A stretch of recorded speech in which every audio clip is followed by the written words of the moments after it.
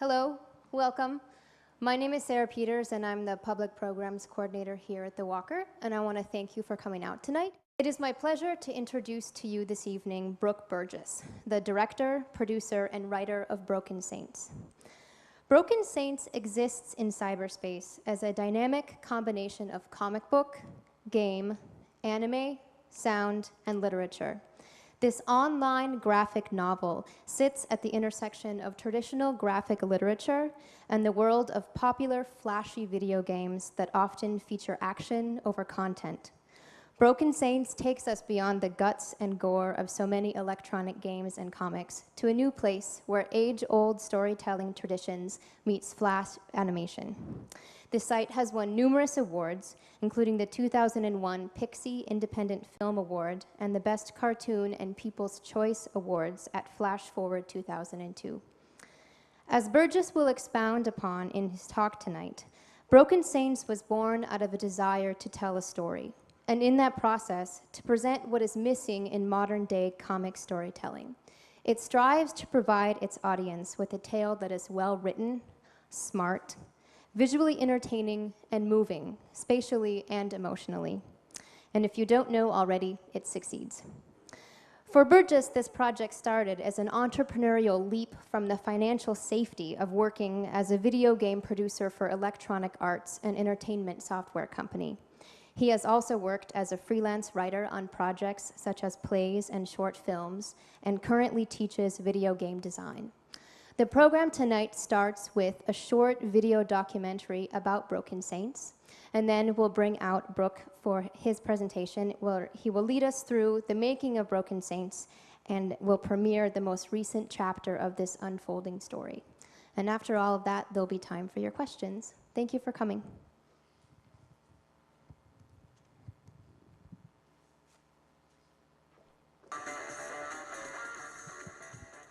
Thanks for coming.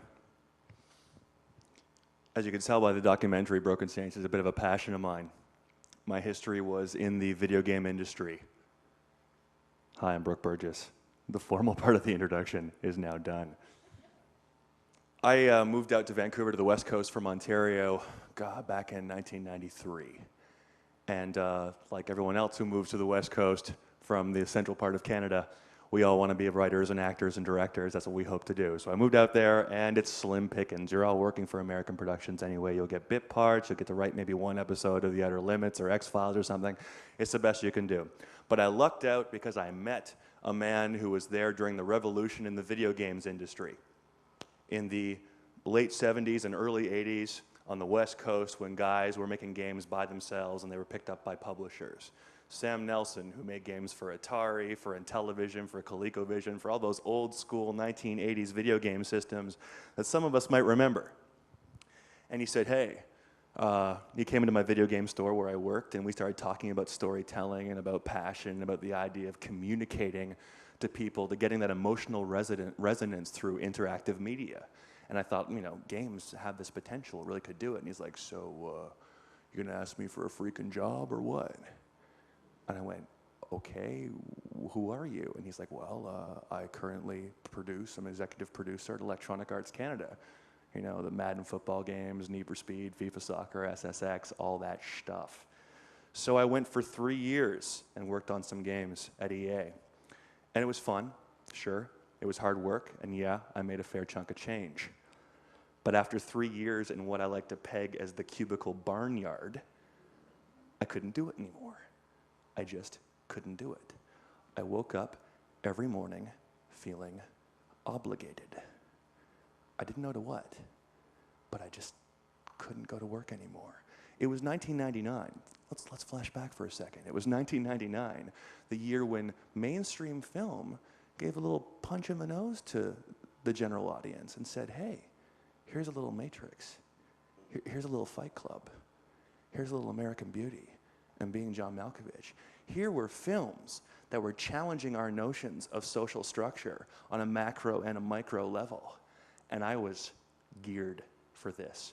This made me happy. and passionate. And one day I was out on the deck of DA and I was smoking a cigarette and I had this vision of myself standing on a mountaintop in a little white t-shirt looking over the ranges of New Zealand because I was passionate about Lord of the Rings filming at the time. And I walked back inside and went into my boss's office and said, I can't do this anymore. And he goes, so you need a vacation? You need some time off? No, I need to go. I need to quit. So wait, we can give you a promotion. We can give you some more money. No, we can raise your stock options. No, we'll do anything you want. I'm like, let me go. And he did. I got the golden handshake. I cashed out my stocks. And I went for 6 months overseas to the South Pacific. I had some friends who lived in New Zealand. And like I said, I was passionate about Lord of the Rings at the time, one of my favorite books, a trilogy of books. And I wanted to watch the filming. So I picked up all my stuff. I had never done the backpacking thing before, and I went to New Zealand, and I went to Australia. But the bulk of my trip was spent in Fiji. And not on the main island, not near Suva, where you hear all the news about the revolution and the indigenous peoples getting all angry about land ownership. No. There are over 300 islands in the Fijian chain. And when you can get out to the really small ones, you can still live a tribal lifestyle. And so for 2 months of my trip, I lived a tribal lifestyle. And it changed my life. And then my money ran out, and I had to come back. And I came back to Vancouver on the West Coast in complete culture shock, totally out of money, and I had to swallow my pride and accept a contract position writing for games yet again. But that was okay, because now I had a sense of purpose. I was like, okay, I'm gonna write a book. I'm gonna write a book about a disaffected Gen Xer who wants to see what's spiritually wrong, politically wrong, what's socially wrong. Shit, Douglas Copeland's done that a couple of times. That's not original. That's not original at all. But I was lucky enough to run back into a young friend who used to come into my game store, Andrew West, the artist that you saw in the documentary. He used to be a young kid who came in and we'd sit and talk about philosophy and life and everything else. He loved Japanese culture. He had been there for a few years in an exchange program. And he's like, hey, remember when we used to talk about maybe doing a comic together? I could draw, you could write it, we could self-publish. I'm like, hey, that's a pretty good idea. Sure, sounds like fun. I can do that in my spare time, maybe get some of this artistic angst out. And then he said, well, I have this friend you might want to meet. His name's Ian Kirby. He actually lives a few houses down from you, where you're currently living. I'm like, and I've never met this kid? And he goes, no, he's my age, 19. And so I went to Ian's house. Now, Ian, as Catherine said, Catherine from Switch Interactive, who helped us start Broken Saints, more on that in a little bit.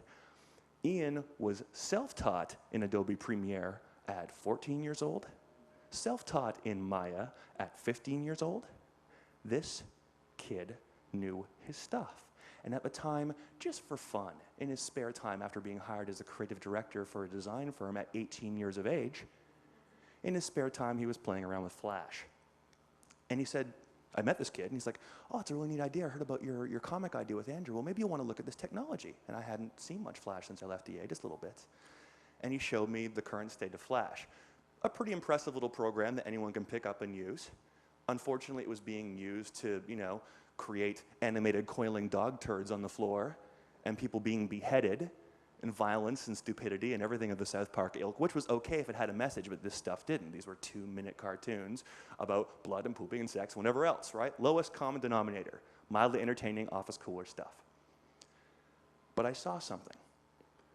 Here you had a medium that currently, or at that time, was trying to ape or mimic the traditional animation medium. Online entertainment was trying to be like TV or movies. You'd have a little window, but you try to tell this little animated story like Disney or like a Japanese anime. You had a little window, but you try to say, oh, we can have full-length movies in this little window of 2 hours with people talking and you're sitting there watching at your computer desk. It doesn't make sense. They wonder why part of the dot-com entertainment crash happened because people don't want that form of entertainment. It's a different medium. You need to use it differently. What do people do online? They read news stories. They access information. Those things text. They look at pictures. They download images. Sure, most of it's porn, but they download images. And they listen to music. Right? Audio, text, pictures. Guess what Flash does really, really well? Audio, text, and pictures. And here I was, coming from a background where I was passionate about graphic literature, passionate about comic books. I had been weaned on stuff like the 1980s revolutionary works of Frank Miller, The Dark Knight Returns, Alan Moore's The Watchmen, and then later, thank goodness, Neil Gaiman's Sandman anthology. Powerful storytelling, award-winning storytelling that stirred my imagination and gave me passion and also gave me a bit of spiritual direction in its own way. The medium, at the time before the release of movies like Spider-Man, was starting to die again. Comic shops were no longer cool. They were not the place to hang out. They were only the dominion of hardcore nerds. Sales were going down. Toys actually were making up for the loss in actual comic book sales in these specialty shops. And I kind of wanted to pay homage to a medium that I was passionate about. I wanted to do something with graphic literature. And here was a tool, here was Flash, that enabled you to go a step further, to do something in the medium that hadn't been done before. Stan Lee, one of the great fathers of comics, tried it with his company, okay, a few years back, and hired 300 people, and there was a huge stock collapse, and it was horrific. It just did not work. What you needed to do was create not only a compelling story, but a compelling environment where people wanted to partake of said environment, a world that they would believe in, something that wasn't compromised. So that's where we get to the whole money issue. I know someone's going to ask me the question, because everywhere I go, someone asks me the question, how do you make money off of this? Huh? How do you make money?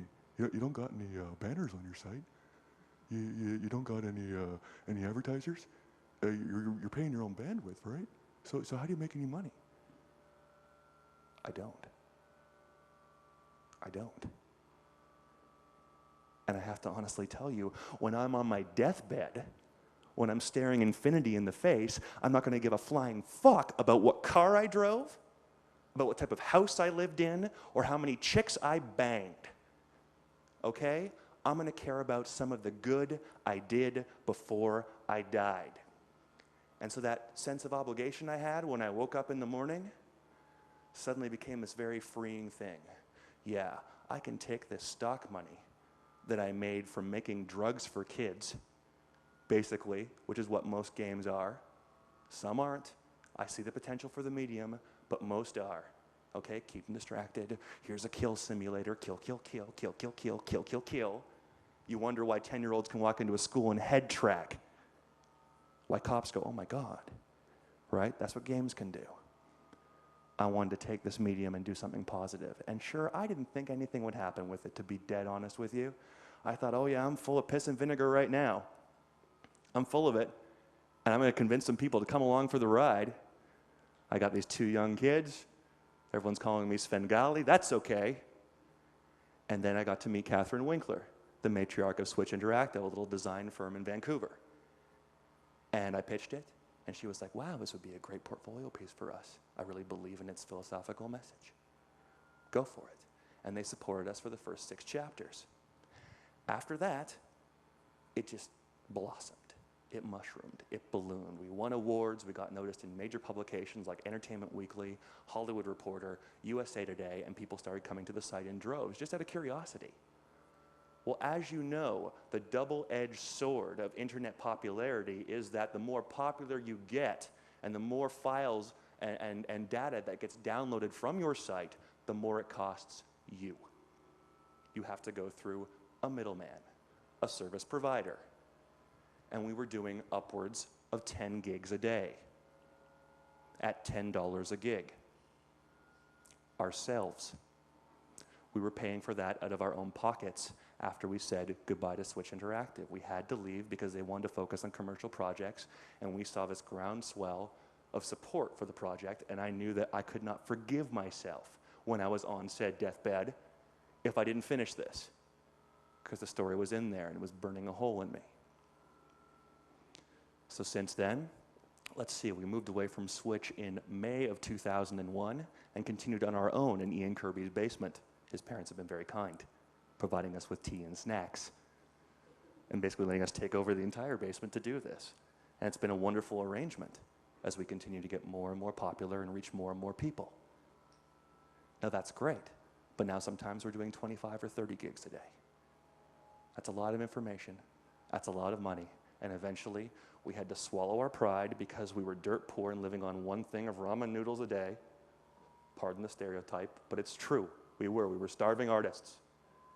We actually started asking for donations from our fans. Not in your face, hey, hey, hey. We wouldn't allow for the advertising. We didn't want our stuff to be co-opted because films now, TV now, books now, anything that has a large media machine behind it, it taints what you're making. The medium has been affected by the commercialism of it. And everyone thinks, oh yeah, banner ads on sites, that's how you make money. Or, hey, subscription site, great. And sure, one hand says, if people have to pay for something, they'll find more value in it. But I honestly believe that if we could create something that was different, that was free, that was by donation if it moved people, it would affect them deeply over time. It seems to have done its job. We've received over $10,000 in donations from our fans, people that we've never met. Not just sending $5 through PayPal or a check in the mail, anywhere up to $500 from a stranger who just says, thanks, I don't want any thanks back, here, just love what you're doing, keep going, finish it. We've done a series of benefit concerts locally in Vancouver that have raised, again, over $8,000. Bands donating their time and their performances, fans coming in of the band's end of our site and donating their money. We have completed 20 chapters of Broken Saints, 8 hours of free material and storytelling that some people are saying is revolutionary. We have 4 chapters left, 2 hours of material before we finish, and when it's done, we can talk about that in a few minutes. Now what we have here is the Broken Saints story wheel, the clock that ties. It's a theme throughout the series, and if you watch the whole series, you'll see how everything in the site and everything in each chapter ties together in this slow to build but tightly woven story that builds in an exponential arc. Those are the stories that I've always loved. My biggest influences, another question I'm sure you'll ask, Twin Peaks, The Prisoner. Okay, I like episodic television that had a cliffhanger aspect to it. It was really compelling to me, that questioned technological structures, social structures, spiritual structures. And I love language. I love Shakespeare. I love what Chomsky has to say about the effect of language on modern society. And as far as films, I love the work of people like Lynch and like Terry Gilliam. The first film that made me realize I was alive was a little movie back in, I think, 1986 or maybe 84, Time Bandits, from Terry Gilliam. All right, here was a story, a dark fable that twisted off with comedy but actually questioned your place in society, that questioned your place in the great whole, and didn't have a happy ending in the end. And here's a kid going, wow, I've been fed all this candy and schlock, and all of a sudden here's something that's making me question my place in the universe. Stories can be told like this. Most of us don't know that. We aren't exposed to that. I'm sure I'm preaching to the choir here, and you understand, but the average person doesn't. And if this series, in its anime style, with its graphic novel content, if it's going to appeal to people in their teens who aren't yet in the choir, who really don't know what direction to take in life, who've only been exposed to a limited amount of information and artistic style and educational or spiritual content. When I was 14 or 15 or 16, if something like this came around, I might have gotten some direction. My parents weren't going to give me any spiritual direction. Back then, you just went to church because you did. You were training to get a job. You're going to school to get A's, so you could go to university to get more A's so you could get a job afterwards. That's what you were meant to do, right?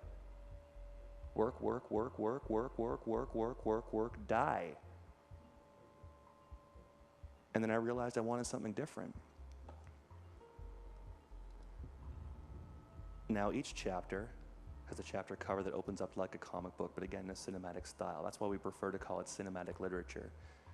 Now they range in length from, 10 minutes up to something like, 45 minutes or 40 minutes. And people say, well, how is that interactive? You're not letting them click during the movie. How is that interactive? My justification for that is that, okay, they're sitting in front of their computer, they cannot pause the movie, they cannot fast forward through it, They are forced, if they want to get maximum enjoyment and really reap the rewards of Broken Saints, they are forced in these 10 to 12-minute chunks of each act to completely focus on what is happening. What is that type of focus parallel to? Meditation. We are creating a hypnotic space where people are imagining they are witnessing something, but they aren't hearing voices, they're creating the voices in their head. The music that we use, the sonic landscape, is again very trippy and hypnotic, and the visuals slowly lure them into the climax of each act or chapter. These little meditations, if you have the attention span, and yes, we're in the days of ADD or ADHD, and we say, oh, no one can pay attention to anything for more than 5 minutes anymore. My parents were telling me that when I was 12. Okay, there are people out there. There are cultural differences. Yes, I'll agree. Europeans and South Americans and Asians tend to like our series a lot more and stick with it than North Americans do. Why? Because we've been pounded by downloadable chunks of information, quicker, faster, better, harder now. Right? Well, I'm fighting against the grain a little bit. Is it going to be a mass success? Maybe not. I don't care. Can I touch a few people who are tired of being barraged by the MTV generation? Tired of being barraged by senseless images? You know, sexuality, purchases, corporate sponsorships? We do call it cinematic literature for a reason. A lot of our movements and fades and shot framings and developments and plot arcs are very cinematic in nature. How I felt when I've read comics, you know, especially late at night or hiding from my parents or sitting outside or I couldn't sleep, especially if it was a really, really good story, I wouldn't just imagine voices in my head. I would create a soundtrack or some sort of feeling or some sort of ambience in my mind to help add to the mood to get me more immersed. And here was a chance to actually do it for real. And I was lucky that the first chunk of music we were able to get access to was, again, a back catalog of my cousins that had never been heard. He had just done these special little pieces for fun. And he's like, oh, I never really promoted it. I didn't think anyone would really like it. And I was going, oh my God, this is beautiful, powerful music. Let me, gimme, please. So, yeah, definitely. Do you know what's very interesting is that our fans are 60% female. Read through this. If you watch this series, I totally understand why you would think that upon first impression. My artist, Andrew, is a huge fan of Japanese anime. And if you watch any anime, you will see the waifish look and you will see a bit of exposure without it being really sexual. What you will also see in the really good pieces, like Ghost in the Shell, like Evangelion, like Perfect Blue, the Japanese anime art form almost always empowers women and sees them as the center of power, the superior that men are always either trying to impress or the women are saving them. The focus of this story actually are these three wayward, lost men who are brought together and focused and faceted and crystallized by the emotional strength of this woman. And in the end, she becomes the key protagonist. I don't want to give, I really want to like soothe your fears and give away something. Let's just say you'll be very, very happy at the end of the series. Very happy. Because that's the way I view it. Come on, let's be realistic. I think that, and this is not to impress anybody here, who's the real boss socially and who should be? You know, you live longer, you have better left-right brain pathways, better communication skills, you're more resilient, you're more adaptable, pound for pound, you're actually stronger. You give birth, all right? We set up the whole patriarchy in the first place because we were scared of the truth. I say let's go back and let women rule, man. I'm all about that. And that's part of the thing in the series too, for sure. It's really about tapping back into that feminine side that not only have we lost individually, I think, as males for sure, but we've also lost in Western culture because it's all been about technology, about invasion, about hardness. And it's about these three very rough characters in their own way finding softness, and she guides them there. But at the same time, we also get to see female ferocity. And as anyone will tell you, you know, beware a woman scorned. Because female strength is a formidable thing and it can change the world. And that's something I really wanted to include in the series. Yes?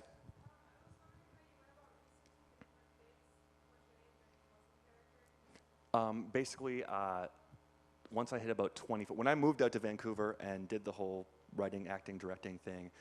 Then I got really depressed for a period of time. And one thing, and you can judge me however you want, but one thing about living on the West Coast, specifically in Vancouver, is you move out there, invariably you will start to smoke pot, okay? Because it is very good pot, and it is cheap, and it is everywhere. And so I got hooked on what was being passed around amongst my circle of creative friends. And I got very depressed, and I gave up on work, and I just didn't want to do anything, and I got listless, and I lost all my energy, and had basically a nervous breakdown. Mild one. I sat on the couch and just watched TV for about 3 months and collected social support, and it was horrible. But during that time, when I was rebuilding myself, I went back into old curiosities that I had about Eastern faiths, but just about other faiths in general. Reread the Bible, read the Quran for the first time, read the Tao Te Ching, Tibetan Book of the Dead. I wanted to really familiarize myself with these spiritual structures because I knew that something was missing in my life that was inherent, and it wasn't going to be provided by a romantic liaison. It wasn't going to be provided by fiscal satisfaction. I was missing something. And it wasn't screaming out to me, and it wasn't singing hallelujah, and it wasn't at the Corner Baptist Church. It wasn't just in this one specific mode or way of being. It was just an air of spiritualism, and my life was missing. So I wanted to research everything I could just for personal reasons. And what was nice was people were saying, well, why don't you write a story about spirit stuff, Brooke, because you're always talking about it. And I didn't want to make it like, I didn't want to make something that was just clubbing people over the head with it, or again, just preaching to the choir who already believed in whatever they believed in. But did I want to include that as a very strong theme in whatever story I wrote that looked at problems of society and economics and politics and communication and technology and gender roles and all the other stuff? Yes. And when you read the series, you'll see that personal responsibility through spirituality is probably the greatest theme of the story. Originally, yes, we wanted to build a community around the story, and we knew that if the story and the presentation was good enough, people would gravitate towards it. And it's just amazed us that it's grown the way it has, and that they're so passionate, and from so many different age groups and demographics and locations around the world. And they're so passionate about what they believe in, they want to share it, and they rant about, you know, philosophy and life and religion and everything else, and that's great. And I don't want to lose that. So we hadn't originally planned on, okay, as soon as it's done, we're going to do X, Y, or Z to keep them there. But yes, we are currently planning ways for how it finishes, how it continues from there, and how we can also create an actual space for these people that's not just about broken saints, but a space where these people feel safe, and something for them that they basically get to manage themselves. So if I'm getting you correctly, it's like if I'm being a cult leader and everyone said, oh yeah, we're drinking your Kool-Aid, would this still have validity?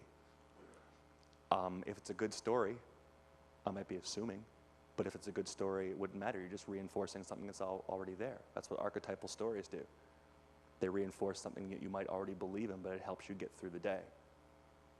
Because, hey, I might be really zealous right now, but I'll have my weak moments too, and I'll be inspired by other people's work. That's basically, again, preaching to the choir. I already know what they're saying, and I gravitate towards it, and my thinking's parallel or in agreement with it, but it helps. Like any good story, you see something that touches you, and you're like, this feels like a part of my life. This makes sense to me. And the reason I wanted to do it is because there aren't enough stories like this in the mainstream. In 1999, like I said, I was very happy to see, you know, mainstream studios releasing films that challenged reality, because people weren't doing that. You know, we can look at modern media today and watch the crap music videos and the crap TV shows, and the majority of it's crap.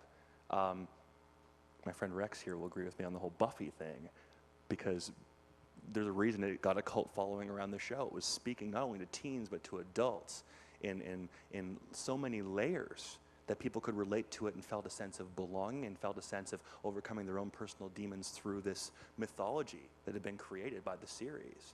I might be taking it like a step further or more intensely or to a more focused mindset, but it's the same thing, right? A series Bible and a real sense of a place somewhere where you've gone that's very much like your own. It's set in the real world.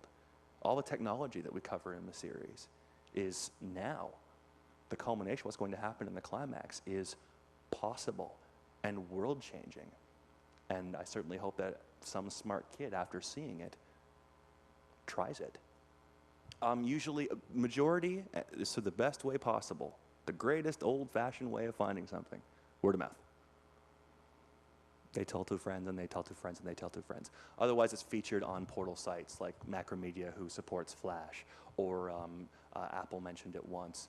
You've got reviews in major magazines. You've got sites like Wired.com, MP4, which is a branch off of Vivendi. Some major sites will link us, or fan sites will link us, or someone's blog might mention us and say, hey, it's a kind of funky thing, check it out, and you just get this growing viral campaign. Do you know, you brought it up, so I'll tell the quick story. Yeah, we've had a production partner in LA who's trying to help us develop this into something we have control of as either an animated or a live action series. That's interesting. If we can keep total control over the copyright, that's great. I went down for a meeting a couple of months back, and there was an investor who was very, very interested. An investor from CCTV4, Communist China TV4, who said, we'd like to help you develop this into a series. And after a series of meetings, the coordinator came and basically put a check for $2.5 million on the table and says, we buy copyright.